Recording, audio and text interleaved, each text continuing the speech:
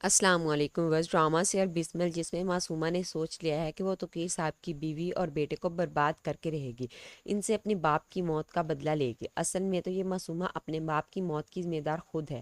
اس کی حرکتوں کی وجہ سے اس کے باپ کو ایسی باتیں سننی پڑی جسے وہ برداشت نہیں کر سکے اور ہارٹ اٹیک ہو گیا۔ توقیر صاحب نے معصومہ کی باتیں سن کر اسے طلاق دینے کا فیصلہ بدل لیا۔ گھر جا کر موسیٰ کو اور ریحام کو قصوروار بنا دیا۔ موسیٰ جو اپنے باپ کی دوسری شادی کو برداشت نہیں کر پا رہا، وہ تو اپنے کمرے میں جا کر بہت توڑ پھوڑ بھی کرتا ہے، اپنا ہاتھ بھی زخمی کر لیتا ہے۔ توقیر صاحب اسے سمجھانے کی کوشش کرتے ہیں تو وہ صاف کہہ دیتا ہے، غلط راستہ آپ نے چنا، سب کچھ آپ کی وجہ سے ہو رہا ہے اور ان سب کا قصور آپ مجھے مت ٹھہرائیں۔ ریحام جس سے اپنے بیٹے کی یہ حالت برداشت نہیں ہو رہی، وہ توقیر صاحب کو صاف بتا دیتی ہے کہ اگر میرے بیٹے کو کچھ ہوا یا آپ کی وجہ سے اس نے اپنے آپ کو نقصان دینے کی کوشش کی تو اس گھر میں کچھ نہیں بچے گا، سب ختم ہو جائے گا۔ لیکن توقیر صاحب کو تو کوئی بات سمجھ ہی نہیں آ رہی، ان پر تو معصومہ کی محبت کا بھوت سوار ہے جو اترنے کا نام ہی نہیں لے رہا۔ اتنا کچھ ہو گیا لیکن ابھی بھی انہیں صرف اور صرف معصومہ کی فکر ہے۔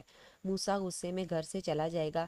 توقیر صاحب اسے فون کر کے پوچھتے ہیں کہ کہاں ہو تم، ہمیں تمہارے لیے فکر ہو رہی ہے۔ تو موسیٰ بتا دے گا کہ مجھے آپ سے کیا ہوا وعدہ آج بھی یاد ہے، آپ کو اب سیدھی میری لاش ہی ملے گی۔ اب اسی دوران شاید بات کرتے کرتے ہی یا فون بند کرنے کے بعد موسیٰ کا ایکسیڈنٹ ہو جائے گا اور توقیر صاحب سارا الزام بڑی آسانی سے اپنی بیوی ریحام پر ڈال دیں گے کہ سب تمہاری وجہ سے ہو رہا ہے۔ ادھر معصومہ نے بھی اب پلان کر لیا ہے کہ اب اس کا مقصد ٹی ٹی ہاؤس تک جانے کا ہے، اس لیے اب وہ کوئی نئی چال چلے گی اور توقیر سے طلاق کی ڈیمانڈ کرتی ہے۔